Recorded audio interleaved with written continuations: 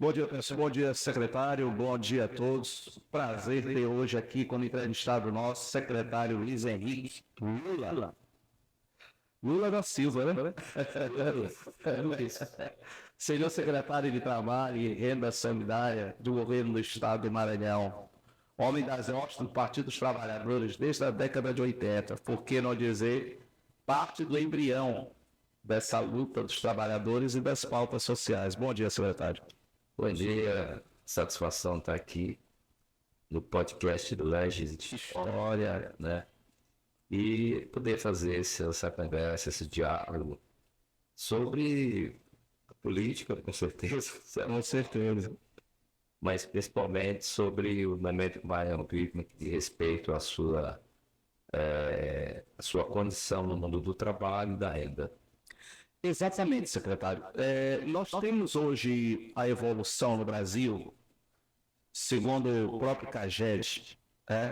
No primeiro trimestre, nós temos a evolução de praticamente mais de 500 mil de empregos. A gente sabe que nos dois governos Lula, o governo do PT gerou praticamente 15 milhões de empregos, ultrapassando até aquilo que era a proposta inicial, que era a promessa de 12 milhões de empregos.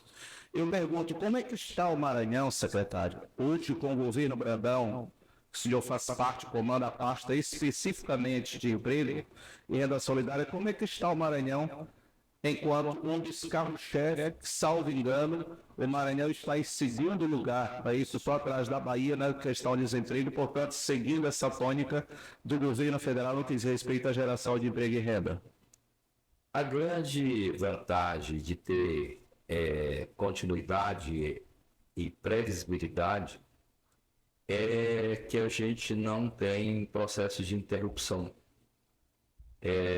O governo Brandão, a rigor, é um governo que dá continuidade a algumas práticas administrativas e de políticas públicas do governo Flávio Dino, e obviamente quando ele recebe uma herança bendita,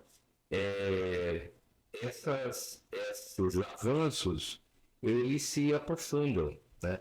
Você tem um processo inicial nos 8 anos do governo, nos 7 anos de governo do ex-governador Flávio Dino, que o Brandão é parceiro ativo desde no primeiro e no segundo período de governo, no segundo ciclo de governo. E quando o Brandão assume, ele dá continuidade ao processo que foi construído junto com ele. A política não era do governador Flávio Dino, era do governo Flávio Dino, e o Brandão era, portanto, parte fundamental nisso. E dentre a política de investimento para o Estado, das mais estratégicas, está inclusive essa relação com o mundo do Oriente, com a China, com o Japão, com a própria Europa. E o grande embaixador desses investimentos no Maranhão era o vice-governador na época, Carlos Brandão. Nós tivemos nesse período, nesse último ciclo, porque o governo Flávio ele tem um processo inicial de políticas estruturantes que ele discute e coloca em prática no Maranhão, mas no segundo ciclo de governo, quando, digamos assim, o processo tenderia a se, depois que ajustou a estrutura do Estado, a tendência é que o Maranhão acelerasse, né? Na direção do crescimento, na direção do desenvolvimento de algumas políticas públicas inovadoras no Estado, mas a luz do período também, que aí estrangula tudo, não só o Maranhão, no país inteiro e no mundo, né? A pandemia ela atingiu, ela paralisou a economia mundial. E aqui, em especial no Brasil, nós tivemos uma situação mais grave de um governo que não acreditava na ciência, do governo que negava a ciência, e isso nos custou muito caro, porque o Brasil terminou sendo um dos países em que as pessoas morriam como moscas. O Maranhão, felizmente, mais uma vez, nesse período, o Maranhão atravessou, digamos assim, enfrentou o problema da pandemia de maneira muito assertiva, porque diferentemente do presidente da República, que não acreditava em vacina, não acreditava em prevenção, não acreditava em medidas protetivas sanitárias, o governador Flávio Dino fazia um movimento contrário. E não é o caso que o Maranhão tem o menor resultado de letalidade do país. Para mim, eu costumo dizer que o Flávio fez muitas obras. Ele fez lianas, ele fez estradas, ele fez restaurantes populares, ele fez institutos de ensino integral, escolas bilíngues, a rede de hospitais se estendeu pelo Maranhão inteiro, são vários hospitais regionais, as cidades mais importantes do estado. O Maranhão, portanto, teve o maior salário pago para professores, ou salvo engano, hoje é o segundo estado que melhor paga seus professores. O Flávio tem muitas obras, aumentou o contingente policial em Nantes, mudou o sistema penitenciário do estado, humanizando as penitenciárias, fazendo o trabalho, digamos assim, de terapia ocupacional, dando os presos, produzindo 72% da carceragem do Maranhão hoje trabalha e mantém suas famílias a partir da prisão, fazendo bloquetes, fazendo fardamento escolar, fazendo artesanato, fazendo imóveis, né? Como esse que nós estamos aqui usando no podcast. Enfim, por óbvio que esse governo ele tem muitas conquistas, mas eu reputo como a maior conquista do Maranhão as vidas salvas dos maranhenses pela iniciativa do governador no mundo da saúde no mundo e por ser um governador que acreditava na ciência. Tudo isso, o Brandão, ele não é um espectador, o governador Brandão é um partícipe, ele ajudou a construir essa política. Não é por acaso, por exemplo, que nós tivemos os dois, quando a pandemia acaba, para trocar de emprego, que é o tema, e do trabalho e da renda, não é por acaso que, a sair do processo da pandemia, o Maranhão e o Nordeste foi campeão de emprego em 21 e 22. Olha o desafio que eu tenho no deixar a peteca cair. E ele foi campeão de emprego, né? Campeão de em 2021, 21 e 22. Sei. O maior empregador do Nordeste, dos 9 estados do Nordeste, é o Maranhão. E com essa admissões e demissões. O saldo do Maranhão foi o maior saldo, proporcionalmente, por habitação, economia, a condição nossa de primeiro lugar. Esse ano, nós fomos o primeiro lugar no mês de janeiro, tem 1.159 novos postos de trabalho. Ganhamos uma caída no mês de fevereiro, em até 722 postos de trabalho. E em março, nós chegamos a 2.549 novos postos de trabalho. Na soma, nós estamos acima de 4.000 postos de trabalho. E somos o terceiro na região. Nós só perdemos para a Bahia e para o Ceará. Então, assim, claro que nós estamos apenas no primeiro quadrimestre, quando nós acabamos de fechar janeiro, fevereiro, março e abril, que são os últimos resultados que nós tivemos. E nós caímos um pouquinho agora no mês de abril, no número nominal de empregos, de 2.549 para 2.202 empregos, agora no mês de abril, mas mesmo assim permanecemos em terceiro lugar. Primeiro lugar em janeiro, quarto lugar em fevereiro, terceiro em março e terceiro em abril. E que demonstra que toda essa política que o governador fez de acelerar o Estado, após a eleição, ele acelerou o Estado. O que ele fez? Ele te pegou todas as obras que eram passivas, que eram obras passivas do governo dele próprio e do governo Flávio, e acelerou para entregar nos primeiros 100 dias.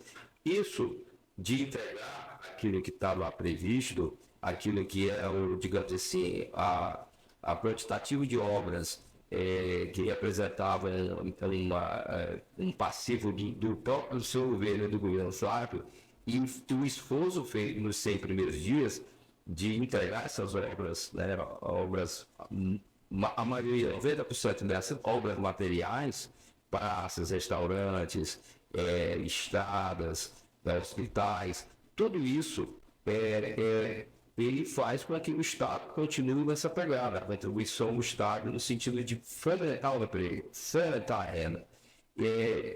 Tanto que lá o governador se dispôs o desafio de 300 obras, mas ele entregou nos 100 primeiros dias 365 obras. Bom. Então, eu dizer que isso tudo reflete no nosso empregabilidade. O senhor, secretário, o senhor falou uma coisa muito importante. Eu sou advogado criminalista. E eu sou testemunha, eu sou policial civil aposentado, então eu conheço o lado do trabalho de policial em si, mas sou policial aposentado e sou advogado criminalista, então eu frequento o mundo da penitenciária, o mundo do resgate, é o mundo que eu trabalho, é o mundo que eu habito, é um mundo realmente que eu me identifico profissionalmente, assim como no sala de aula como professor.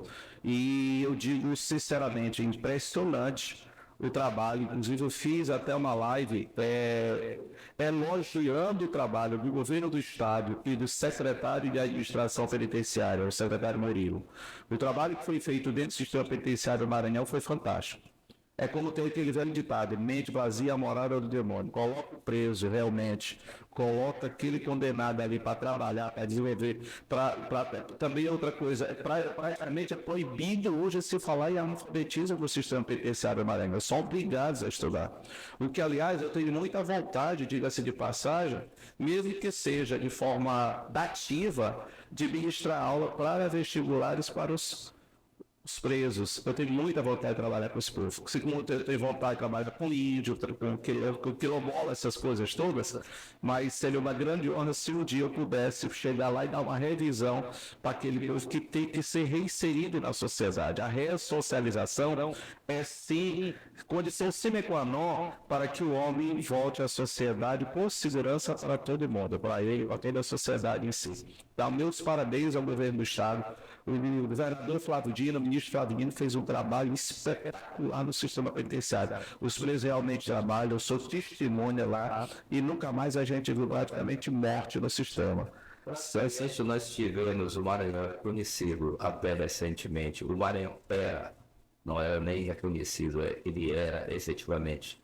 Antes do ciclo Flávio Brandão, o Maranhão era um dos sistemas penitenciários mais caóticos. Nós éramos conhecidos pelas cabeças botadas, e hoje o Maranhão inverteu essa lógica.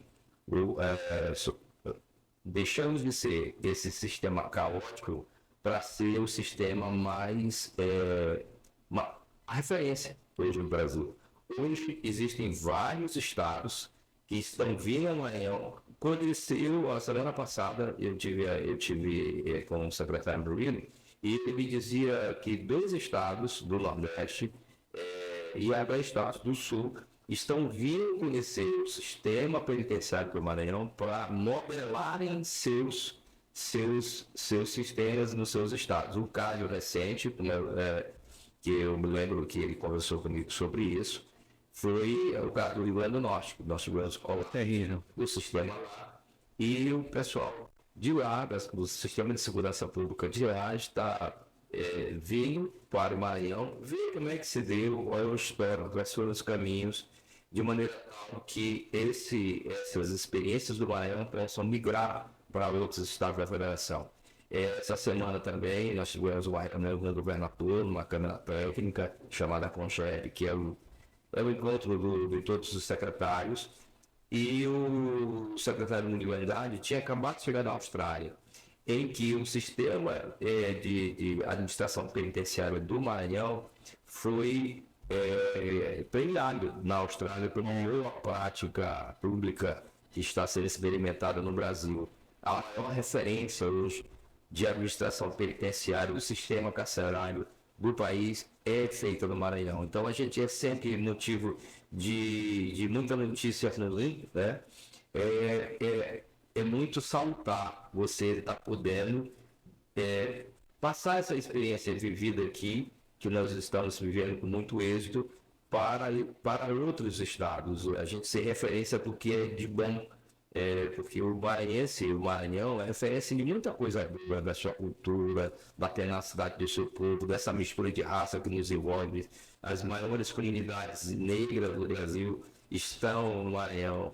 A Bahia, ela pode ser o estado até mais negro, mas é o Maranhão que tem o maior território de quilombos do país. É o Maranhão que tem um dos maiores territórios de várias etnias indígenas ainda reservadas. Nós temos, o Maranhão é um estado ainda que guarda isso, com grandes populações indígenas e populações que interagem, inclusive, social, econômica e culturalmente com o povo, o próprio Estado, não são comunidades urbanas, respeitar o seu espaço, seus territórios, mas ao mesmo tempo se bebem na fonte nos bons aspectos culturais, né, e sociais dos povos originários. O Maranhão também é a terra dos brancos, né, porque é de uma herança portuguesa que não está apenas nos azulejos. Não. Tá na língua das cláusulas, na excelência, Formação de surfers. da formação da tudo. E para além disso, o Maranhão também, se não bastasse, também tem esse vínculo com a Ucrânia, né, com a China, com a Líbano, com a Iraque, enfim, com os nossos carcamanos, com essa eleição. Então, assim, a gente tem esse caldeirão étnico aqui, essa mistura boa.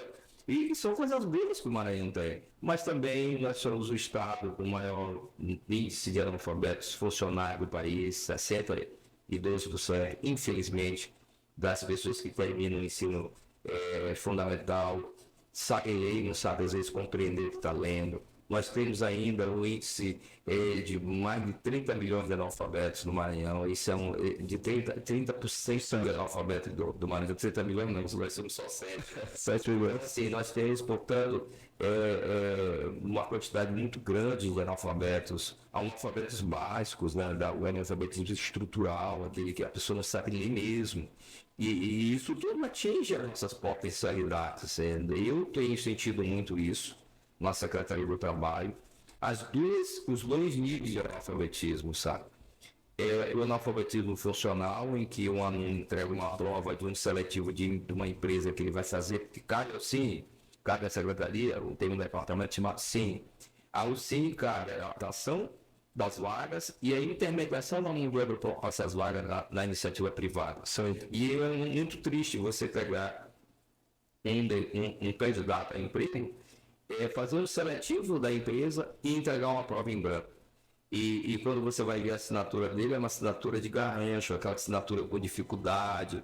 Você percebe que a pessoa mal sabe ler e o que sabe ler não sabe entender. Esse tipo de problema a gente tem. Isso toda certa nossa empregabilidade. Esses números que eu citei do Maranhão ser no primeiro lugar, muito tem a ver com essa o motivo do Estado se transformou na era Flávio Brandão. Quando você tem o dinheiro para aplicar de maneira correta, ele consegue produzir resultados também. Ocorre que, infelizmente, o banho emprego não está ficando para o maranhense. O banho emprego está ficando de fora. Isso é um debate que eu estou fazendo com as empresas de fora.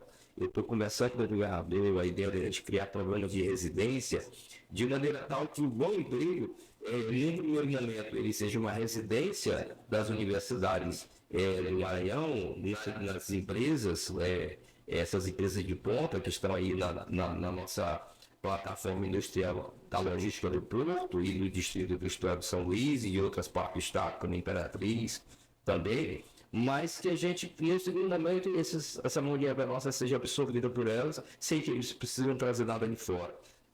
Outra situação que nos preocupa é sair uma não está expectativa de linha de obra para a agricultura, por exemplo, do Oeste do Sul, para a colheita de maçã, para a colheita de laranja, para o corte de cana, para o corte de frango, das carnes, no Mato Grosso, em Santa Catarina, no Paraná. Isso é uma realidade que a gente ainda vive. Mês passado eu mandei nós, a Secretaria, mandamos uma leva de 200 pessoas para uma frente de trabalho no Mato Grosso. Não é o que a gente quer que o maranhense fique aqui, mas infelizmente qualificados ainda temos essas lacunas a serem preenchidas. São muitos desafios, mas a gente do governo tem que estar preparado para esses desafios. Exato. Secretaria, inclusive, observando, o Maranhão, enquanto vanguardista na região Nordeste, sempre está nessas 3 primeiras colocações. Já esteve em primeiro lugar, hoje no terceiro lugar em termos de criação de emprego e renda. E o que mais teve empregabilidade foi que em primeiro lugar ficou quem tem ensino médio completo e em segundo lugar quem não tem ensino médio completo. Quer dizer, isso demonstra, mais uma vez, que a gente continua atrelado ainda à década de 80. Eu lembro de uma empresa, não vamos citar não por questão de ética, não sei se é verdade, mas eu cheguei a trabalhar na empresa que disseram assim, precisamos de engenheiro que não seja formado no Maranhão. Seria o analfabeto funcional ou seria apenas a questão dessa festa preconceituosa que carrega o Nordeste, né, e algumas outras regiões do país. Mas são duas coisas. De fato, nós temos uma expressão, às vezes, da qualificação, que nós melhoramos muito, é verdade. No ensino superior e no ensino médio, nós melhoramos muito os nossos indicadores. E uma grande carga de preconceito, né? E oportunismo das empresas também, por que não dizer? Que elas trabalham com essas... uma possibilidade de tirar o máximo possível do empregado e investir muito pouco. Então, essa realidade é uma realidade que eu estou disposto a enfrentar. Tenho feito conversas com a Vale, tenho feito diversas concursos São Luís, que é uma planta industrial que está se estabelecendo, da Liga, que é um consórcio. Capitaneado pela China, né? A China, meio que saiu do processo, ela está apenas a empresa da planta de infraestrutura, mas a parte de logística, a parte de condução, é um grupo nacional chamado Transan, que está assumindo. Portanto, nós estamos dialogando com eles, no sentido de que o nosso bom emprego, o bom emprego deles, fique no Maranhão para os maranhenses. Exato. E isso é um processo, todos são conquistas, é por isso que o Estado tem avançado nessa empregabilidade, porque são processos contínuos. Nós também vamos abrir diálogo com a nossa associação comercial e o nosso distrito industrial, digo, de maneira tal que a planta industrial também do distrito ela se incorpore de uma maneira, digamos assim, articulada com o Estado, para que a gente possa buscar quais são os empregos que eles desejam, que a gente trabalhe. Eu tenho discutido isso com eles. Me digam aquilo que vocês querem. E dentro daquilo que vocês querem, nós vamos investir. O Estado vai investir. O Estado vai investir em educação, em informação, em qualificação. Porque a Secretaria do Trabalho também tem esse viés. O viés de articular os entes do Estado, seja as nossas universidades, seja os nossos institutos técnicos, no caso do IEMA, seja a nossa Secretaria de Educação, mas também de qualificação. Nós temos a obrigação de qualificar os nossos profissionais para entregar para o mercado o rápido possível. E tudo isso nós estamos buscando, dialogando, para que a gente consiga avançar no Maranhão, para que a gente saia daquele quadro que é preocupante. Nós, no Maranhão, somos o estado com o menor índice de empregabilidade, quando você se relaciona Economicamente ativa. com as vagas em CLT de empregos com carteira assinada. Nós só empregamos dessa população economicamente 50,8%. É muito baixo. Muito baixo, é o pior estado do país. Então, isso para mim é um mantra. O tempo todo eu fico navegando na direção de conseguir avançar no estado do Maranhão para eles pegarem de máximo possível. Eu acho de gente do Maranhão tem que ter ensinado. Nesse sentido, eu vejo as iniciativas do governo federal, do governo Lula, muito promissoras. Não só porque investe agora em educação, investe no CNPq de volta, investe na pesquisa, investe na ciência, mas também porque olha para esse emprego dessa mão de obra que nós temos de ambulância, que essa mão de obra, digamos assim, qualificada. Ensino médio não completo, ensino apenas isso. Não, é até fundamental, que é o caso da construção civil. Então, agora tem o programa Minha Casa Minha Vida, e ele tem uma empregabilidade fabulosa. Então, o que vem por aí, com a predição que eu vi ontem no Congresso Nacional, dos parâmetros da diretriz Minha Casa Minha Vida, vai ter um reflexo poderoso no Maranhão.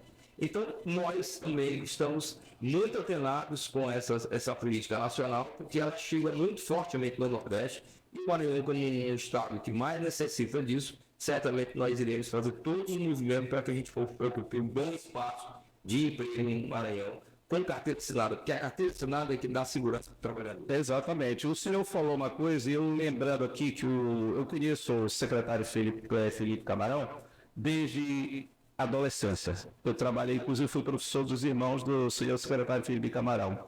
Um homem que tem muito conhecimento. E a Escola Digna foi um dos grandes progressos também do governo Flávio Dino. Impressionante a estrutura que foi criada. E um detalhe é que nós, professores, a gente sofreu um ataque muito pesado nesses últimos 4 anos. De tal maneira que a gente ficou acuado. E o professor acuado, ele não desperta no aluno o senso crítico. Ele não pede para o aluno mesclar informações, colocar leituras diversas, mas dizendo para ele que a sociedade evoluiu nas demandas sociais a partir das visões progressistas. Fiquei muito feliz quando eu vi alguém progressista na Secretaria de Trabalho e progressista na Secretaria de Direitos Humanos. As duas têm que andar de mãos dadas. E, consequentemente, tem esse arcabouço de proteção e na Secretaria de Educação, na Secretaria de Segurança Pública, que age de maneira muito rápida a Secretaria de Direitos Humanos nesses conflitos, por acaso, perpetrados na esfera rural, contra os quilombolas, contra os índios no Maranhão, realmente uma resposta muito veloz. Eu acompanho, eu conheço o povo dali da Secretaria de Direitos Humanos e ainda bem que ali se tornou uma secretaria extremamente ágil no que diz respeito à resolução de maneira pacífica, evidentemente, desses conflitos perpetrados no campo. Inclusive, por último, agora até ao campo é que a coisa ligou, mas foi lá rapidinho branda. Por quê? Tem o presidente que é progressista. O governo do Maranhão, o governo Flávio Dino, antenado com o atual presidente, assim como o governador Brandão, não tem como não ter apoio exatamente nessas políticas públicas, desse atendimento. Só para corroborar com o que você está dizendo, essa herança bendita que eu tratei agora há pouco do governo Flávio Dino, migrando para o governo Brandão, implica que o governo Brandão é um governo de continuidade, mas de avanços profundos, como eu disse antes. Essa política de direitos humanos ela foi muito bem desenvolvida pelo professor Francisco Gonçalves e em continuidade com a secretária Lília, com uma equipe que tem absoluto conhecimento de causa. A Amanda também, né? Amanda sabe. Exato. São nomes, referências que conseguem fazer isso. Exato. Rapidamente, nessas situações limites, aconteceu lá na região de Urbano Santos, a região de São Pedro Preto, como aconteceu em Alcântara. Em Alcântara, para você ter uma ideia, eu participei há mais ou menos 3 semanas atrás de uma reunião com o secretário nacional de políticas de territórios quilombolas e povos tradicionais, o Ronaldo, de maneira que Alcântara, em função da sua peculiaridade de ser o território mais adensado de territórios quilombolas do Brasil, que tem mais gente, tem mais territórios quilombolas no país, Alcântara vai receber e o governo uma atenção especial. Tem um orçamento que está sendo pensado para todos os territórios quilombolas do Brasil, mas Alcântara receberá um orçamento especial. E essa reunião que participou a Secretaria de Saúde, participou a SES, participou a Secretaria de Igualdade, a Secretaria de Gesso, participou a Secretaria de Educação, enfim, participaram de vários comitês gestor de várias secretarias, a Secretaria Nacional e a Prefeitura, a Alcântara receberá um recurso significativo para conta da sua demanda. Que ali nós vamos além dessa ambição de ser um território tomado por quilômetros rurais, também são quilômetros rurais impactados pela situação da base. Então, de 60% do território plantarense hoje é reservado por área de segurança nacional para a base. Então, tem um impacto muito forte. E foi muito importante que o governo federal do presidente Lula não poderia ser diferente, nós não esperamos pelo presidente Lula, que a Alcântara tem que ter uma relation especial. Porque tem que ter infraestrutura pública e volume de recursos para poder trabalhar. Exato, porque ali é uma situação, secretário, muito delicada por uma questão realmente de segurança. Porque é combustível espacial, combustível de foguete, uma explosão chega a mais de 6 mil graus. E graças a Deus aquela explosão não chegou a atingir as comunidades, por acaso que circundam, né?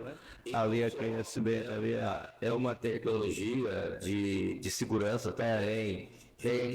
Nessa questão da segurança, não é apenas a vida das pessoas, pode adversário, é a idade do manuseio de combustíveis combustível sólido, tudo mais. A adquisição terrível, mas também o planeta vem sendo a área espacial brasileira é uma área espacial que sujeita pirataria, reserva de tecnologia nossa. Exato. tecnologia, sujeita à segurança mesmo das nossas defesas. Então, isso tudo está aí. Né? A segurança, como você fala, é uma segurança que tem a ver com essa possibilidade de que ela é real. É tanto que nós perdemos boa parte dos nossos homens, De nossos gênios. dos nossos gênios espaciais. Os maiores cientistas do Brasil. E em média leva de 15 a 20 anos para treinar o técnico que hoje. Poder fazer uma geração de cientistas espaciais. Três capítulos. Secretário, nessa evolução, enquanto Maranhão vanguardista no Nordeste, nessa evolução do emprego no Brasil, a gente observa que dois setores no Maranhão se destacaram. Dois, a questão do serviço, especialmente para este serviço de transporte de carga e de pessoal, e também era a questão da agropecuária.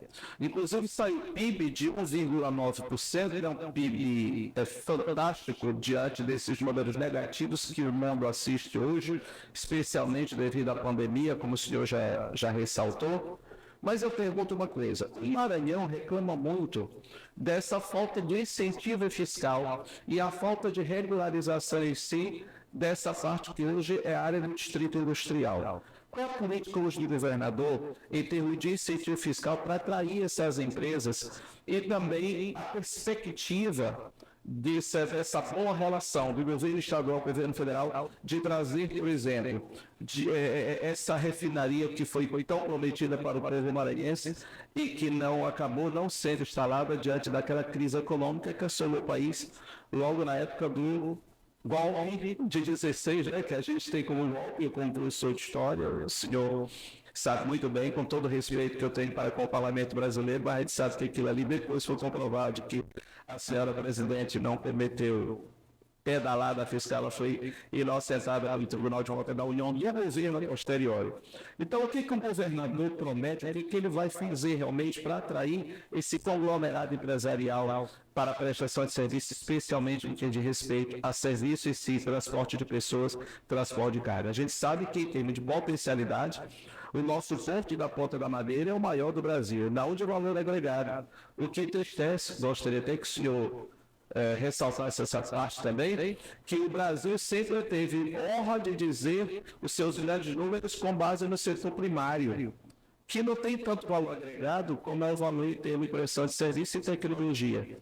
Que é o Porto de Santos, por exemplo, que por tonelagem tem mais valor agregado. O que o governo do Maranhão está pensando em fazer realmente para atrair esses investimentos, enquanto parte fiscal, enquanto parte tributária, enquanto estilo a atração desse capital estrangeiro, especialmente da China, que é o maior parceiro comercial do Brasil?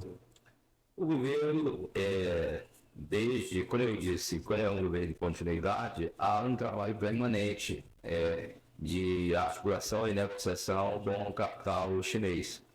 O governador, como eu disse de maneira anterior, ele era o embaixador do governo floridiano nessas conversas com os chineses. A plataforma industrial do Maranhão, que portuária, ela caminha passos largos pela importância que tem. Para você ter uma ideia, o que está em torno do porto já representa 30% do PIB do Maranhão. Então tem um impacto muito grande. Alemar, em Ponta da Madeira e Itaqui. E, secretário, o que diz respeito às empresas, normalmente de logística, e de outros manufaturados que estão em torno ali. Tudo isso, por mês, representa 30% do nosso PIB. Fora que nós temos o produto aqui, o produto da capital também, e até dezembro do ano que vem, nós teremos o terceiro apeste portuário, que é o Porto São Luís, que é esse porto da Cosan, que será um porto na fase de implantação feita pela Petromática, que é previsão de empregos.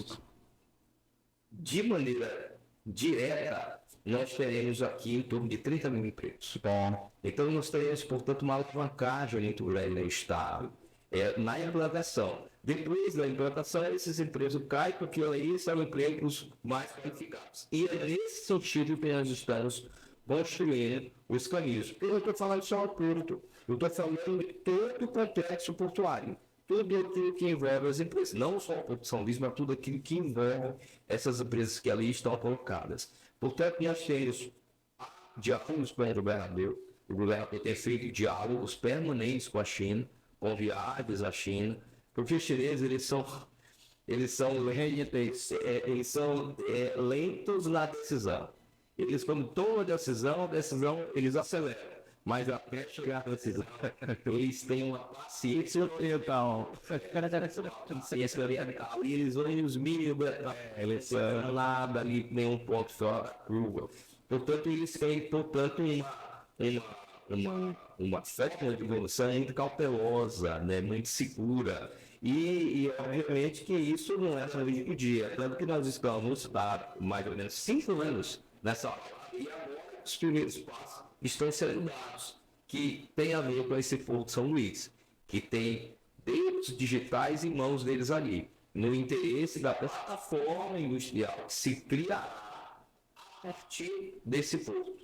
Então, nós teremos, portanto, nos próximos anos, muito rapidamente, estou falando já, a obra começa agora em dezembro, desse final de ano, e ela conclui em dezembro do ano que vem. Nós estamos exatamente conversando, construindo esses caminhos de maneira tal que o Maranhão tenha esse protagonismo nessa empregabilidade, na renda e na progressividade do nosso povo. Por outro lado, o governador também tem feito essas incursões junto à China de tudo aquilo que se abre a nossa realidade. E tem a ver com a planta industrial. Por exemplo, nós estamos conversando para que a China possa fornecer equipamentos militarizados para a agricultura familiar. Em vez de ser um trato desses tratos grandes do mercado brasileiro, que custa 300, 400 mil reais, você vai ter um trator que vai custar 80. E que cuida de uma área que costuma produzir 3, 5 hectares. E se você tem equipamentos que possam dar conta disso, e você alia o equipamento, o trabalho de assistência técnica está se preparando para prestar, o insumo que faz o enriquecimento de solo, você, com isso, você impede mais fronteiras agrícolas especialistas apenas no modo de cultivar daqui, da legislação ambiental. Você passa a fazer de maneira permanente no espaço, triplicar a produtividade com enriquecimento de solo e com o manuseio de equipamentos apropriados. Nós estamos também iniciando o processo de diálogo com a China e os primeiros protótipos desses equipamentos devem estar começando a circular no Maranhão já até o final do ano, pelo que nós podemos conversar. Seja em ações de governo, seja no movimento social. O MST, por exemplo, será a primeira ponte nas áreas do assentamento deles a ter esses equipamentos. Uma articulação terceira para um escritório de Xangai, de uma indústria de Xangai. Portanto, nós estamos, para além dessa planta industrial, nós estamos apontando em outras direções. Você falou do agropecuário. O governador tem determinado, especialmente a soja, aí é bombeira na nossa fibra. Soja, por a sua expansão, que aí a gente tem que ter até um certo cuidado. Exato. Né? E também o setor pecuário. A pecuária do Maranhão já produz o segundo maior do Nordeste. Então nós temos o segundo maior do Nordeste e nós estamos a passos largos da direção de sair de seu território sem vacinação de aftosa. Ou seja, a aftosa, que é o principal gargalo nosso nas nossas vendas, é o principal gargalo sanitário que tem nas nossas vendas para o exterior. Se você tiver o território livre da vacina, você significa que você tem um implantante são, portanto, um implantante que está a ganhar mercado. Seja o mercado asiático, seja o mercado europeu. nós também, o governador iniciou o processo de construir caminhos para a escola verde. A escola verde é o que é a escola fundamentada da agroecologia. Porque se é verdade que nós temos um território tomado pela soja, é preciso também ter um território de preservação socioambiental e de sustentabilidade. Exato. Todos esses caminhos, né? O caminho da ensinação especial no gado, o caminho da economia socialmente sustentável, esses caminhos o governo também está organizando, traçando e seguindo, de maneira tal que nós tenhamos um selo de qualidade mundial para que nossos produtos ganhem credibilidade dos países. Gerar renda, o aumento da renda. E a agroecologia, por exemplo, dialoga diretamente para esses equipamentos, digamos assim, menores, dialoga com essa agricultura familiar. Porque nós não podemos desconsiderar que, se é verdade que o Brasil, com a sua produção agrícola e na pecuária, dá conta de alimentar parte do mundo, né? Também é verdade que a agricultura familiar que alimenta o Brasil.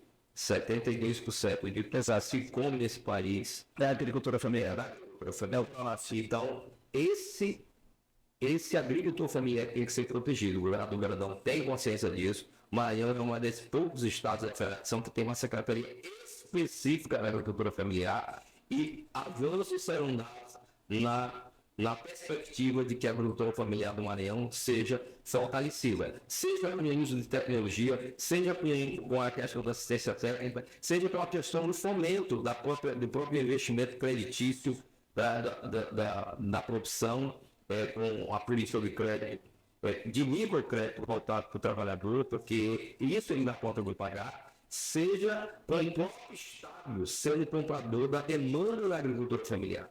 Hoje nós temos são mais 152 restaurantes petrolíferos no Maranhão, e o que é universalizar essa política. Ligar para a produção do próprio pequeno produtor, né? Veja bem, hoje apenas 10% dos restaurantes petrolíferos, dos insumos que são utilizados para a emissoriana, apenas 10% na agricultura familiar.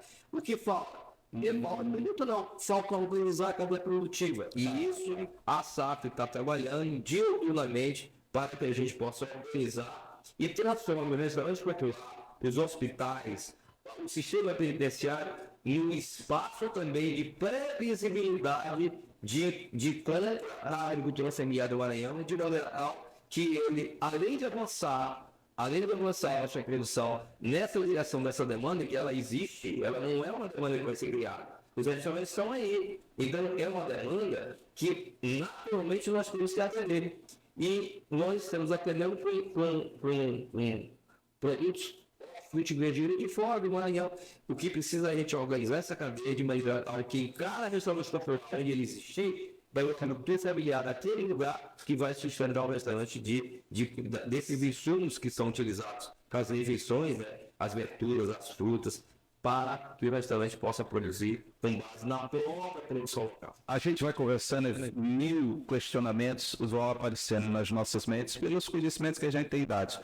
O problema do Brasil, se criou esse mito de que existe toda uma política de ódio do agronegócio. Apenas a população entende bem o que é agricultura familiar. As pessoas pensam geralmente que a agricultura familiar é a agricultura em si de subsistência. Elas não sabem que até a utilização do maquinário é política de agricultura familiar, e que a agricultura familiar, como o senhor secretário falou, alimenta o povo brasileiro 72% mesmo. 72% dos brasileiros são alimentados com a agricultura familiar. O Programa Nacional de Agricultura Familiar, PRONAF, e aliás, agora, a Confederação Nacional dos Trabalhadores da Agricultura Contábil solicitou ao governo federal 75 bilhões de reais para a agricultura familiar. Com certeza, pelo menos 50 bilhões irão sair. Diga-se de passagem também, acenou para o agronegócio com 7 bilhões, e também disse aqueles 18% e 19% de juros ao ano para o maquinário na agricultura, que é o carro-chefe da economia brasileira, o que equilibra a balança é o setor primário, né? É a mineração, a agricultura e a pecuária, mas 18% e 19% de juros ao ano para os grandes agricultores também é uma CIT. obrigar a quebradeira dos grandes agricultores. Portanto, ele quer agora, com o próprio BNDES, deixar no máximo entre 2% e 3% de juros ao ano, o que realmente vai fomentar a atividade da agropecuária no Brasil, o que gera bastante emprego e renda. O governo Lula é um outro governo. Nos últimos 8 anos, nós tivemos o Maranhão como uma espécie de uma ilha, em que a gente não dialogava com as políticas do governo federal, porque Uma ilha isolada no meio do Pacífico. foi no meio das coisas. Nós tínhamos, o Maranhão era um estado em que não havia R$ 1 de investimento do governo federal, a não ser as transferências Obrigatórias, constitucionais. Obviamente que com a chegada do Lula ao governo, com a chegada de 3 ministros do Maranhão a esse governo, porque são 3 ministros maranhenses, o ministro Juscelino, né? O ministro Administrações Sônia e o ministro Flávio. Por óbvio que nós entramos na rota de investimentos do governo federal.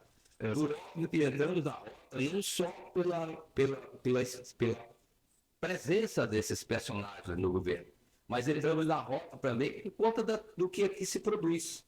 Entramos na rota porque tira-se da mesa a discriminação, a perseguição política e se estabelece uma horizontalidade na política pública que o Maranhão está inserido.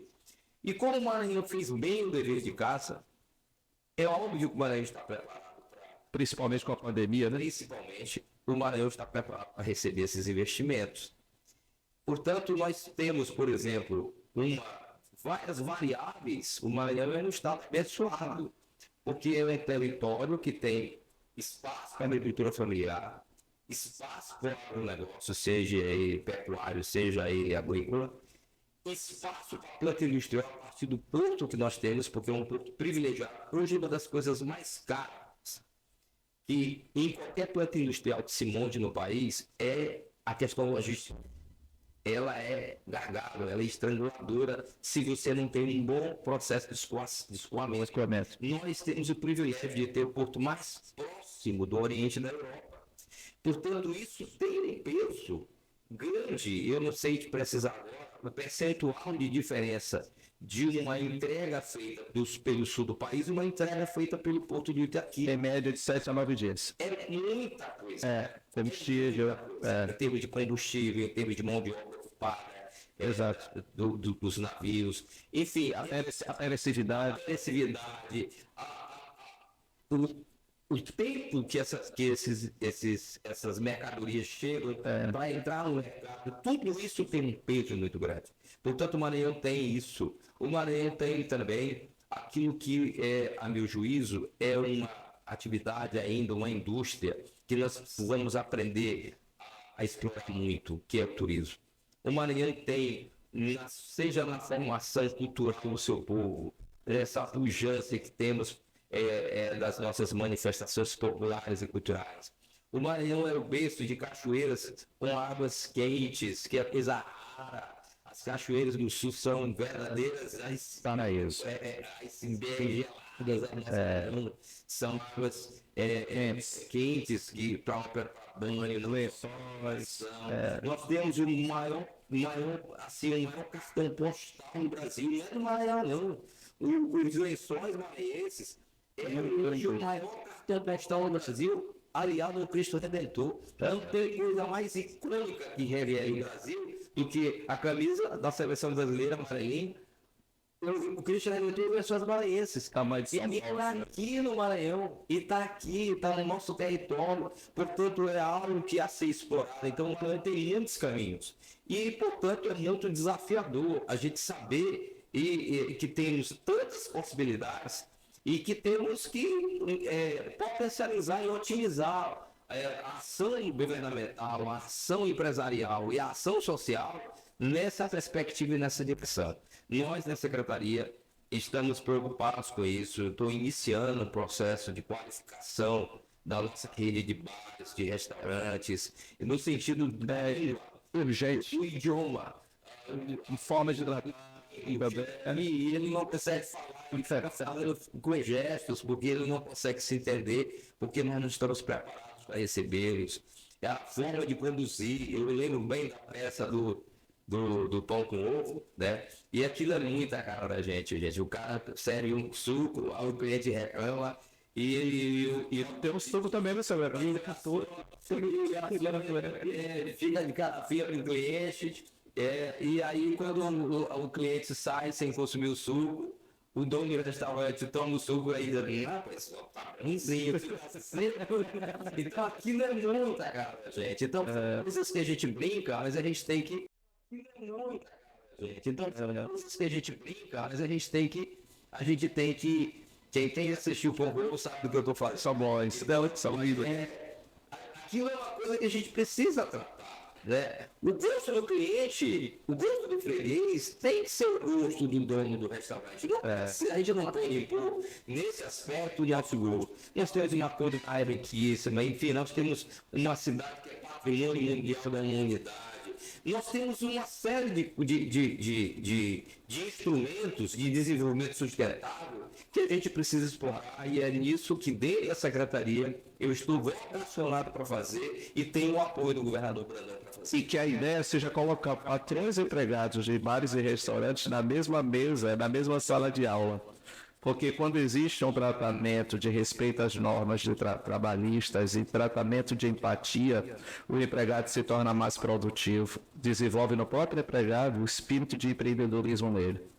Consequentemente, ele sabe tratar melhor a sociedade. E aí ensinar junto à língua estrangeira. Resumindo, é criar toda uma situação de empatia entre o empresariado e o empregado. Eu tenho visto, secretário, uma coisa que tem me deixado muito, eu fico analisando, eu não falo nada, mas fico analisando. A gente chegou hoje no estabelecimento comercial, assim, em vários lugares as pessoas assim, ei, por favor, compre o chocolate. Aí eu, por quê? Não, porque eu tenho que bater minha meta. Não seria melhor dizer, olha, você já provou desse chocolate, ele é gostoso, mas me veio uma situação, uma maneira de implorar para ter que garantir. Quer dizer, a questão não é a meta, sabe o que? Eu estou fazendo faculdade. Isso aí não é bonito. E claro, seria uma outra maneira de ir à volta disso. A gente tem isso, aqui tem muita qualidade. E a gente que tem preocupação social, a gente entristece. Compra para garantir o serviço da pessoa. Para a gente que tem uma visão, poxa, eu vou comprar em cima, quer dizer, não é por aí. Não é necessário. Não é necessário. É exatamente isso aqui, ó. Para você ter uma A relação de empatia que tem que ser despertada, tem que ser questão cultural, mas alguém tem que despertar, tem que fazer valer essa sentença. Exato. Isso é um processo fundamental, uma cultura fundamental. E a gente precisa modificar isso. Sabe por que o Ceará é campeão de turismo de voos charters, inclusive da Europa? Porque eles enfrentaram essa situação. E trabalhei em Carajás na década de 80, com mineração. E lá em Carajás, se uma cobra venenosa entrar na sua casa, ai do senhor se matar, 10. Quando a vala era pública, era demitido. No outro dia, para cortar um galho de árvore na casa, lá você tem que ter autorização. Ela estava muito vigiada porque ninguém joga um teto na rua. Uma cidade com 20 mil pessoas. Sabe por que, secretário? É uma ideia que eu tenho ao senhor e à sua excelência, o governador. Lá existe uma propaganda o tempo todo. Está assistindo aqui um programa de televisão e a Vale terá propaganda o tempo todo. Não mate, tal, não jogue lixo na rua. É interessante. Fora ser uma sala de aula, uma política massiva de processo de conscientização. Eu quero te dizer que nós vivemos um momento bem interessante no Maranhão. Sei. Nós acabamos de assinar há 2 semanas atrás o plano de resíduo sólido da região metropolitana. São 13 municípios no entorno da Grande Ilha, mais Alcântara e vários municípios ali da região da Baixada Oriental, de Presidente do Salim para baixo, Xixá, Amurros, Gonçalo, Carneiro, Santa Rita, são municípios que estão dentro dessa área de desse plano, que estão submetidos a essa aprovação, a essa regulamentação, a essa diretriz estabelecida no plano de resíduos sólidos da região metropolitana do Estado, da região metropolitana de São Luís, da Grande São Luís, que envolve 13 municípios. São 13 municípios que estão envolvidos nisso. Tudo que você está dizendo aqui é objeto, tem sido objeto de debate, envolvendo várias secretarias de Estado, envolvendo a AGEM, envolvendo as prefeituras, envolvendo a Secretaria de Educação, envolvendo a Secretaria do Comércio, envolvendo as SEFES, envolvendo várias secretarias que estão, e de Secretaria de Meio Ambiente principalmente, que é a nave-mãe, digamos assim, dentro dessa política que está sendo discutida.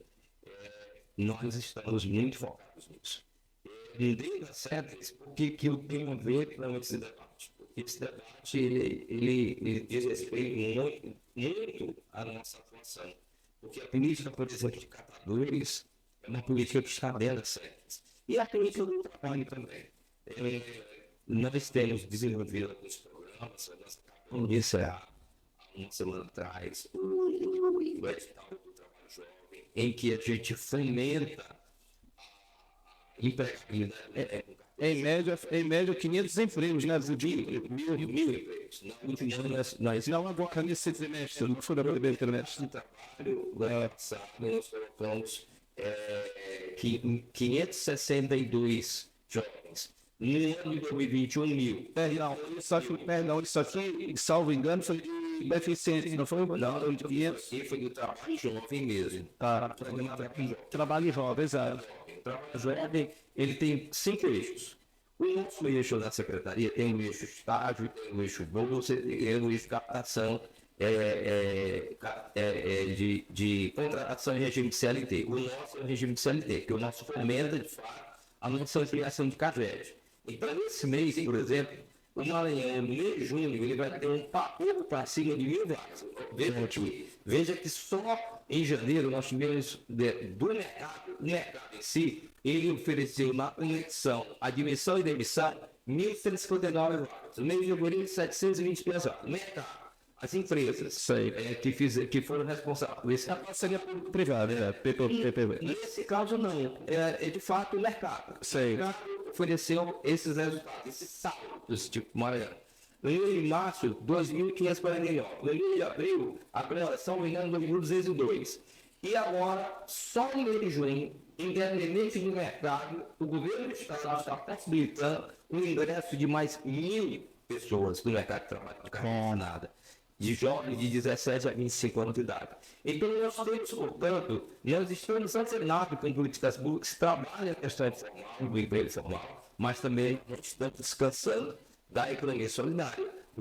Os catadores, eles não têm o viés ainda no Maranhão de regulares do ponto de vista do emprego formal. Eles não são empreendedores ainda, porque eles são catadores.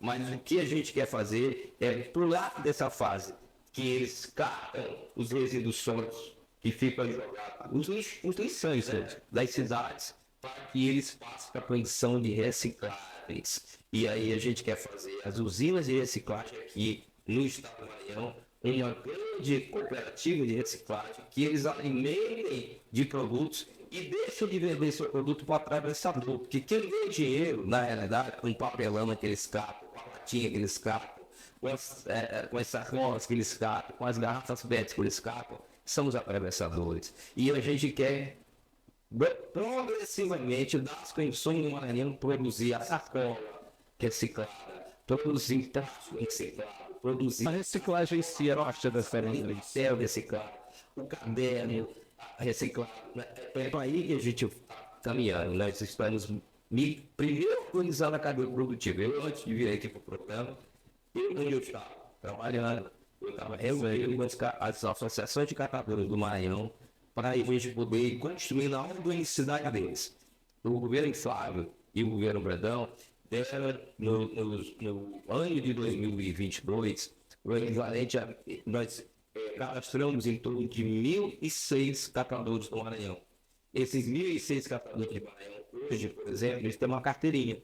Essa carteira, eles, por exemplo, acesso à alimentação gratuita nos restaurantes populares, por exemplo. Eles tiveram também, nos últimos anos, um auxílio, principalmente no período da pandemia, que eles ficaram impedidos de trabalhar, o governo deu um auxílio de R$ 400. Nós estamos levando uma proposta para botar no PPA, participativo do governo federal, uma proposta que se cria o seguro catador.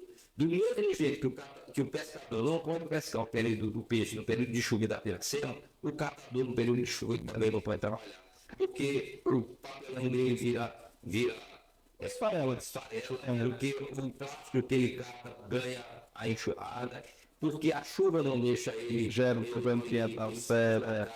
Então, assim, não existe planos que nem o governo federal. Eu fiz uma reunião essa semana com o Manuel Vital, que é o coordenador institucional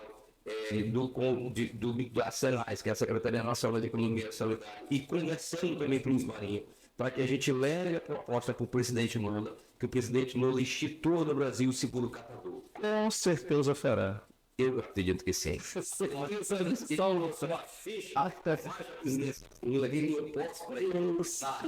ali em Souza, que é uma catadora. Eu sei.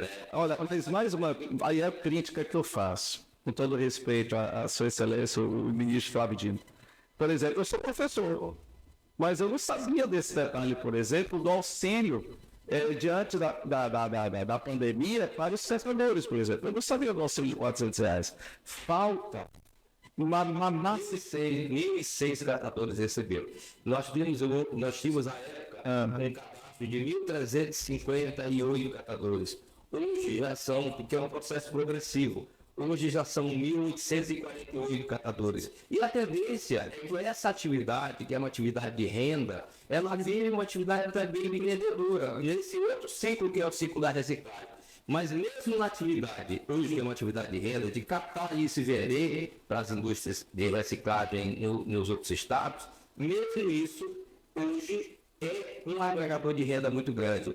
E nas usinas que existem de prensa, de acondicionamento desse material para que ele seja enviado para as empresas de reciclagem, então tem feito um investimento muito grande no governo, em equipamentos. Nós iremos iniciar um processo de EPI, nós iremos abrir o diálogo nos eventos do Estado para que eles tenham a questão do acesso garantido, porque isso às vezes acontece. Nós queremos fazer uma lei na Assembleia Legislativa que nos eventos privados esse acesso também esteja garantido.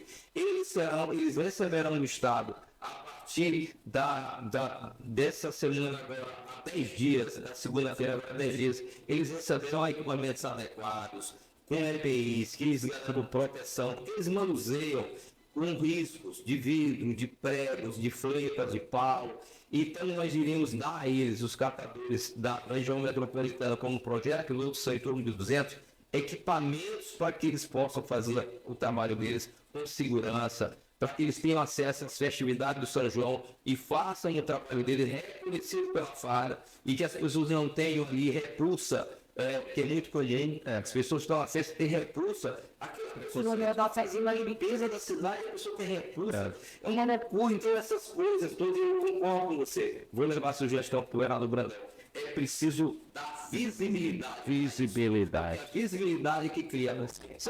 Olha, o Brasil, olha, quais são os países europeus, asiáticos, os países mais que deparam mais com guerras, com tragédias naturais, com epidemias, são os países onde as pessoas são mais sensíveis na hora de socorrer diante dele. Então, os países do Brasil, não se vê com a tragédia natural. No Brasil não tem guerra, o Brasil não tem epidemia praticamente, salvo agora a Covid. Mas, quer dizer, se a desgraça humana em si não sensibiliza a propaganda, porque esperta a questão da cultura, como eu falei, que não seria nem necessário colocar os dois, patrões e empregados, na sala de aula. Mas dizer assim, olha, respeito ser empregado, ele fazia uma propaganda, divulgação, tratando bem uma pessoa, e na hora que a pessoa sai, aí nasce o patrão, meu amigo, nunca mais. Resumindo, toda uma máquina de propaganda em cima disso para que desperte na gente simpatia e sensibilidade para com o próximo. E aí a gente passa a ter um cérebro realmente um caráter progressista, não ficando preso a essa loucura desse sectarismo, esses extremismos fascistas que assolaram o país. nesses últimos tempos. Mas, secretário, um detalhe, existe também, só para eu sei que o senhor quer, a gente já ultrapassou o secretário, isso é difícil eu conseguir trazer o lugar. Mestre dele, pelo menos secretário, infelizmente não deu por conta de compromisso com o seu governador, com o governo federal, enfim. Só para finalizar, o seguinte, nós temos esse gargalo, como eu falei para o senhor, o parque industrial tem uma demanda judicial. Se o seu secretário sabe disso. Um empresário maranhense que tem uma boa parte daquela área, daquilo é importante que se resolva para atrair, para que haja segurança jurídica, para atrair os conglomerados empresariais que possam gerar emprego. É você que traz aqui meu colega de governo, Júlio Maé, que essa área é a área da indústria e comércio, é uma área que eu tenho relação, eu tenho na relação assim, porque nós temos um órgão chamado CONDEP e dialoga com as políticas de isenções fiscais. Certo, isso faz parte dele e eu tenho assento com voz e voto. Mas a política da industrial é uma política a Secretaria de Certo, e eu tenho certeza que o Júlio deve estar antenado essa situação de relações. Exato. E outra coisa, essa refinaria. Se o governador com o presidente Lula trouxer essa refinaria no Maranhão, pode ter certeza que vocês... A China também está investindo, né? Deixa só para finalizar, secretário, é o seguinte, olha, nós temos dois tipos de petróleo fino e petróleo pesado. Parabéns ao presidente Lula retirar o Brasil dessa loucura, dessa paridade com o preço internacional do petróleo, que nem tinha, para deixar mais ricos os investidores americanos que compraram que para ganhar 1%.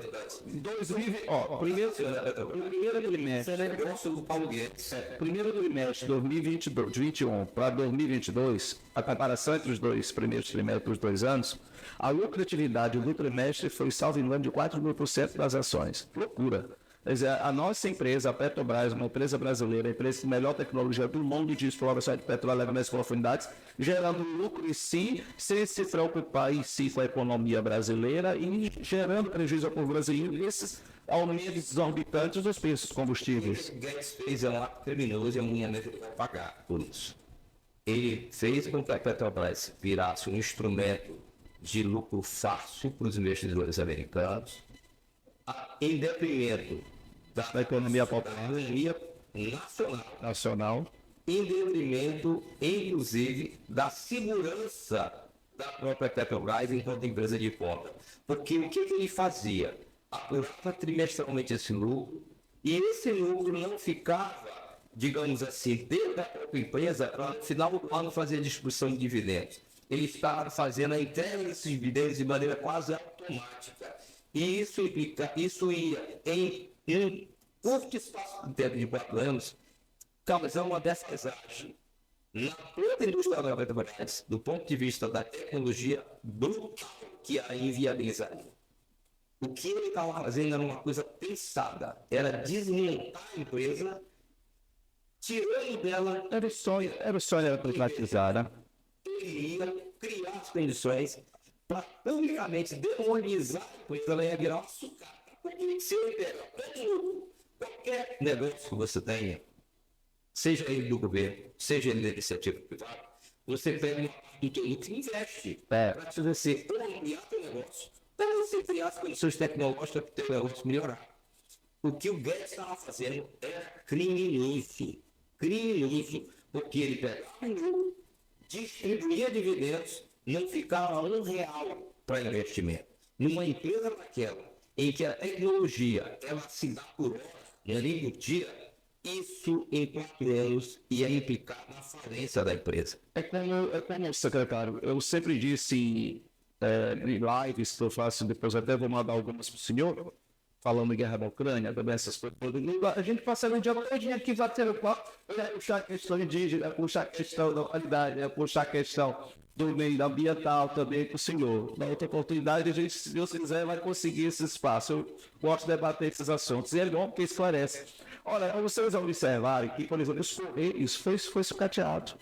O Banco do Brasil é raramente o Banco do Brasil do João Paulo, que tem mais ou menos 11 caixas eletrônicas, raramente funciona. Porque o processo inteligente que empurra com a barriga privatização, que é terceirização, é com terceirização.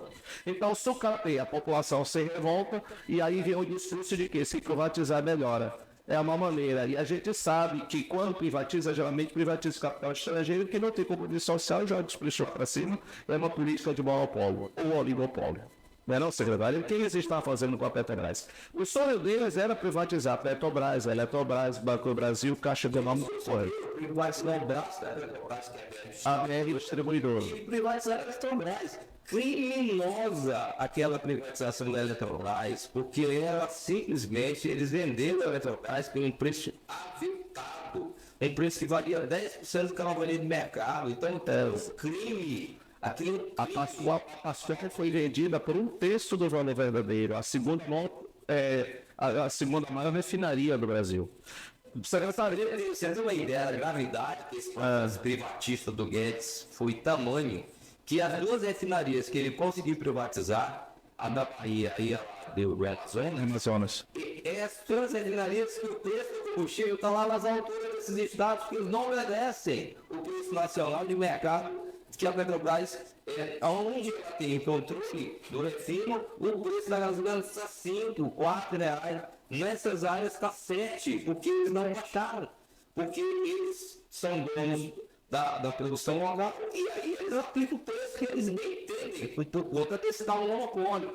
Então, assim, isso implica que tem ali dentro do governo que vai fazer investimento na Bahia para trazer de volta o povo baiano das resto do país. Falar em lugar do mesmo que está sem falta em resto do país. Então, o que o Guedes e os outros, o Bolsonaro era um cienta, mas o Guedes não.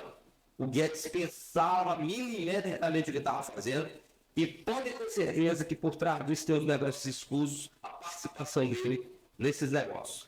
O que ele não ia fazer era botar a fortuna que tinha se submeter a ser ministro de Bolsonaro de graça. Porque o Guedes não faz nada de graça. Tudo que ele fez foi por interesse dos próprios negócios dele e dos oligopólios internacionais que ele defendia. Secretário, nós temos 2 tipos de petróleo para finalizar essa nossa conversa. Espero, quanto com outras conversas, agora que o senhor tiver outra pensar, Marco, bora começar. Não, não é que mal de nada, se quiser, a gente vai lá atrás, Infelizmente, o senhor tem conhecimento. a demanda que a gente tem nessa Eu sei, o secretário, olha, não vamos dizer, não, o governador, acreditar tem sua agenda complicada. que, por exemplo, a gente, em função das agendas de representação, das várias câmaras técnicas que a gente participa, a mim, que estou desde 4 de março na condição de secretário, eu não sei mais o que é um feriado, eu não sei mais o que é um fim de semana, como eu disse, hoje é um feriado religioso, dia de Corpus Christi, e aquela menina está sendo reunida com os caradores do Maranhão, discutindo a política deles, discutindo os dados, Deve ser maravilhoso, né? as possibilidades. Deve ser maravilhoso. Deve ser maravilhoso. Porque assim, Mas é bom, né, senhor? mas assim, eu vejo com muitas perspectivas. Exato. Eles são pessoas que tinham um estado de cobra para eles, hoje eles veem a janela se abrindo, e obviamente que eles têm muita ansiedade, querem as coisas muito rápido. E um feriado religioso de Corpus Christi, senhor reunido com o catador, olhar no olho de um pai de família e ver que de repente pode brilhar um pouco, é muito bom. É isso, mas esse é o nossa trabalho, essa é a nossa disposição, esse é o nosso comprometimento.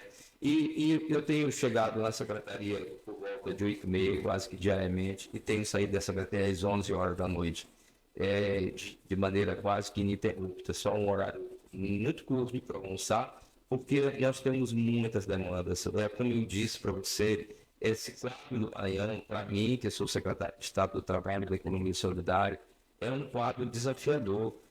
Você ter 50% só da tua mão de obra com carteira assinada e os outros 50% fora, que são biqueiros, que são pessoas que vivem de qualquer renda para sustentar suas famílias. Você está no estado que, apesar de ter por 2 vezes, 21 e 22, é um estado que mais emprega proporcionalmente seus cidadãos, seus trabalhadores, mas ainda é um estado que está em 25º lugar no ranking nacional de empregabilidade.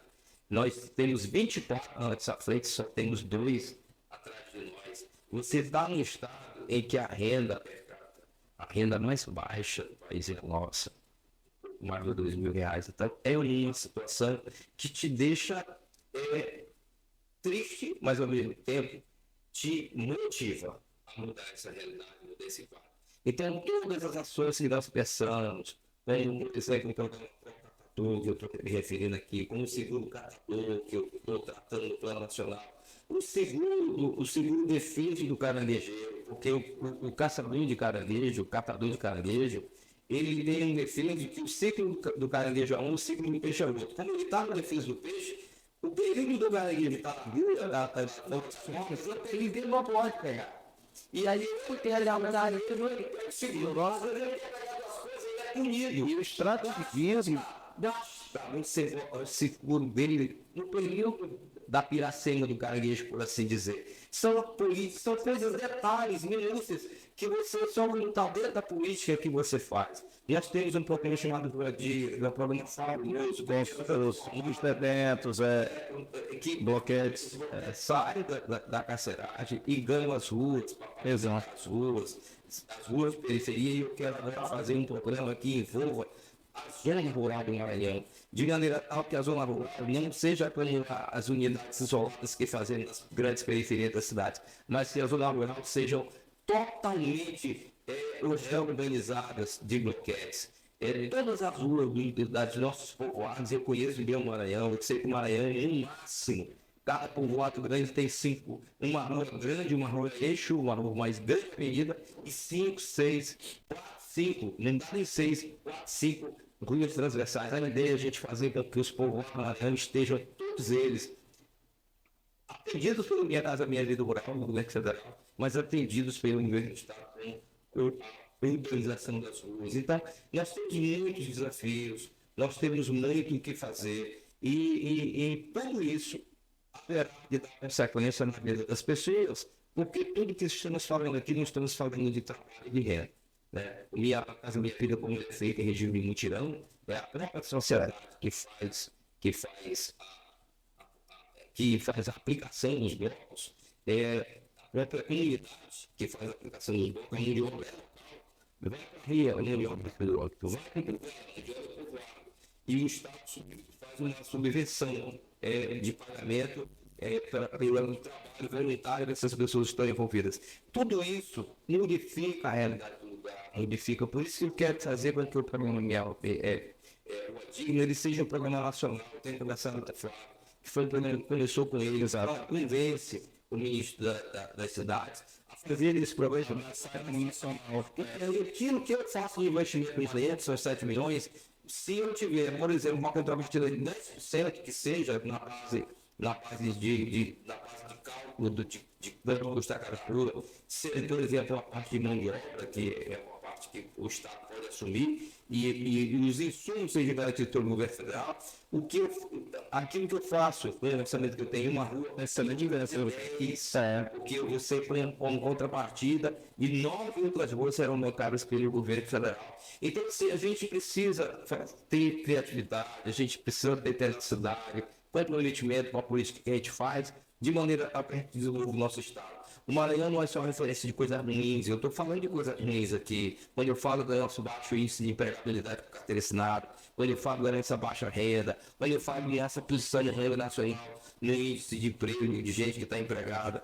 Essas são coisas ruins, são notícias ruins, mas dentro desse universo das coisas ruins, nós estamos falando de possibilidades boas. Basta o governo federal ter ouvidos e mente para nos ouvir. E é isso que a gente está fazendo nesse diálogo, seja um governador Brandão, seja um presidente Lula e a sua equipe de governo. Secretário, eu acompanhava o senhor pelas redes sociais, mas agora eu estou convencido que eu estou diante de um homem competente, trabalhador.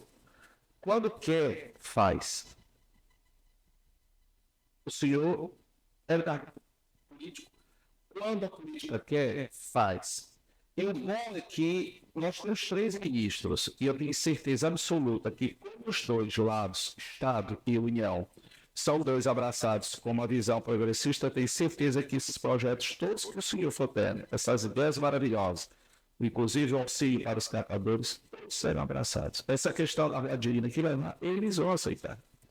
Eles vão aceitar. Outra coisa, Finalizando aqui, espero realmente, eu tenho certeza absoluta que o senhor vai desenvolver um bom trabalho na secretaria e não deixe de passar para o governador. É importante trazer a tecnologia da Arábia Saudita e da Venezuela, que trabalham, porque olha só, o nosso petróleo hoje do pré-sal, e esse que vai ser explorado agora, que é o da bacia do Rio Amazonas, são 500 quilômetros ali. Evidentemente que a ministra Marina é um referencial mundial, não nos respeita em vender. Porque senão Bem, ambiental mas, segundo plano. Mas aí não pode deixar. mas a gente não consegue lembrar. Eu conheço a exploração de urucu na Amazônia. Eu conheço ali bem. Para o senhor ter uma ideia, a tubulação de 400 quilômetros, mais ou menos, foi feita praticamente sem causar um impacto ambiental, porque ela é suspensa, inclusive quando ela passa no leito dos rios. A Petrobras é uma empresa de excelência, tanto em questão de preservação do meio ambiente, como em questão de exploração. Não existe no mundo em tecnologia igual da Petrobras, não existe, de grandes profundidades. Nacional, uma Embraer E ali não vai chegar a 7 mil metros, secretário. Ou seja, ela já chegou a Petrobras a quase 8 mil metros de profundidade. Cada 10 metros de profundidade, o seu aumento em média é 1 ppm. Entendeu? Uma atmosfera. Então ali tem uma pressão muito grande, mas a exploração ali não vai chegar a 500 metros, chega a 150 quilômetros do Amapá, salvo engano, né? E 500 quilômetros do Rio. Sim. Então não vai, não esqueça, excelência. Eles sabem que eles estão diante do presidente, que não vai ter ficção duas vezes. Não vai. Se geral, que falei. Não. Vai dizer não. Pensa aí como é que a gente Para o Brian, as coisas conseguiu. Pensa mais não fazer não. são bilhões e bilhões de barris de petróleo. E o detalhe é petróleo leve, que é igual ao petróleo de Urucu, que é igual ao petróleo do pré-sal, que é igual ao petróleo da Arábia Saudita. Para nós derrubarmos os preços combustíveis, o que vai nessa cadeia produtiva crescer fantasticamente no Brasil, gerando desenvolvimento, que é crescer a economia com qualidade de vida. Dinheiro que isso implique royalties para o Estado. Tudo. Amazonas. Secretária, como eu sempre gosto de dizer, crescer a qualidade de vida e é o desenvolver. Crescer, né? Precisa uma cidade chamada Maricá. Eu estive lá em Maricá, a convite do meu amigo Márcio Jardim, que é secretário de comunicação. Mas já é meu colega velho, né? É essa história, né? Professor de História. Márcio é secretário de comunicação e eu estava no Rio, ele soube que eu estava no Rio, ele me ligou e disse, eu vou te buscar para te conhecer Maricá. E eu disse, olha, me poupa aqui tem alguns dias para eu poder resolver algumas coisas. Eu fui, na época, eu não estava no governo, eu estava numa reunião de trabalho de um edital que tinha vencido e estava assinando um contrato lá no Rio. E ali os me poupa de vir me pegar no edição, eu estou aqui fazendo reunião de trabalho. Mas sexta-feira à tarde eu estou livre, você vem e a gente vai. Eu conheci Maricá. O que o petróleo, o gancho do petróleo, é possível fazer, eu vi uma espécie de miniatura de paraíso que é Maricá. Maricá é uma cidade que tem uma qualidade de vida fruto do óleo do petróleo muito grande.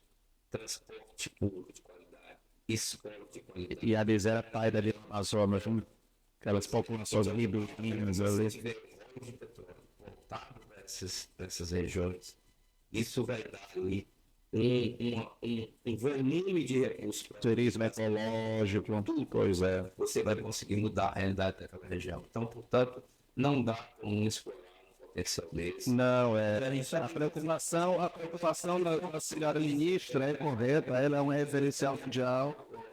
Mas, secretário, olha, importante, porque é petróleo leve. Se nós fizermos hoje a tecnologia da gente, exploração de petróleo, que é petróleo pesado, que o Brasil é autossuficiente, é tecnologia da década de 80.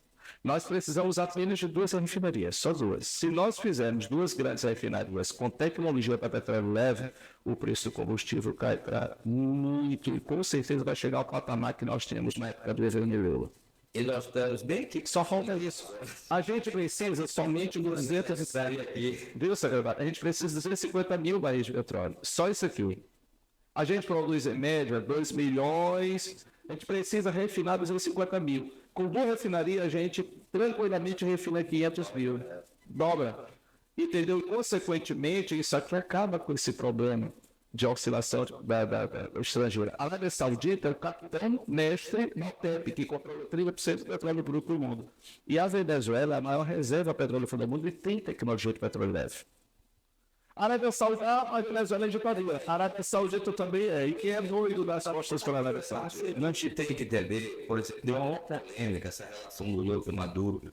Mas o Lula é assim, ele tem que defender os interesses do Brasil, então ele tem que se relacionar com esses países que dialogam as possibilidades. Nós somos importantes para eles, porque a Venezuela é um país rico, é o PIB,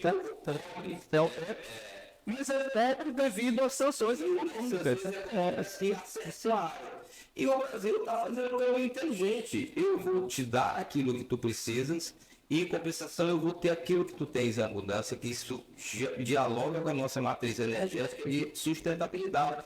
E é de solidariedade com o irmão latino-americano. Então, com esse estado de ausente desse ambiente de solidariedade, porque não adianta para a América Latina, para a América do Sul, mas rico de vizinhos pobres. Não interessa que todos nós sejamos países prósperos, de maneira tal que cada território tome conta do seu. É interdependência econômica. E outra coisa, eu fiz uma live essa semana, vou mandar para o senhor, onde eu digo que discussões acaloradas, mas o país vai ficar isolado até quando? Até quando o Clebão vai ser depender de autorização da Marinha dos Estados Unidos para entrar na via comercial desde 1962? Até indico aí os 3 dias que abalaram o mundo. Filme muito bom sobre isso que explica o porquê de Cuba. O preço do petróleo consumido nos Estados Unidos vai para a Venezuela. A Venezuela tem a maior reserva petrolífera do mundo. E é parte da OPEP, que é o cartel que controla o petróleo do mundo. Resolvendo, o que o Brasil tem que fazer realmente é chegar com os outros países, a ONU, e se pressionar o Maduro para que restabeleça de maneira absoluta a democracia no país. Mas isolar não resolve, porque quando isola só dá pagar mais pobre, tá? E é salvar antes para a gente fique mais totalitário. Exatamente. Ele nunca resolveu. Ele não resolve. Não resolve. A democracia dizia a democracia é o pior dos regimes que eu conheço, mas não conheço. Não conheço outro melhor. Olha, agradecer a participação aqui maravilhosa do nosso secretário de Trabalho e Renda Solidária. Aliás, eu falei para o secretário antes que eu visitei o Eduardo Suplicy, da Câmara Municipal, lá em São Paulo, e ele me presenteou, me questionando, inclusive foi o Marcos Leperquim, ele sobrou de maldito se tu. Vocês até pertence, sei lá, até as páginas ele sabia onde estava escrito. Quando ele ia falar, ele ia responder separando. E ele fez, secretário, uma dedicatória aqui fantástica. Então eu tenho o prazer de ter dado um abraço daquele homem tão fantástico, tão inteligente. Uma das prioridades do programa de renda mínima. Os irmãos, o Betinho, segurança alimentar e renda mínima e cidadania. Exato. Agradecer, secretário, a sua participação aqui no nosso podcast. Vou divulgar bastante esse material. Eu tenho honra hoje de dizer que eu conheço um homem que sabe números, sabe dados e que trabalha, inclusive, dia santo, que é bom. Trabalhar deixa bem, não envelhece fácil, as articulações funcionam melhor. E tenho certeza que todas essas pautas sociais que o senhor, o governador Brandão, vocês irão levar para o presidente Lula, elas serão atendidas. A população precisa de solidariedade. E como sempre gosto de dizer, a gente tem que aprender a amar o desenvolvimento, que é crescer a economia com qualidade de vida. Obrigado, secretário. Prazer. Obrigado a você. Prazer foi tudo bem. O homem de conhecimento. Muito obrigado. Muito obrigado.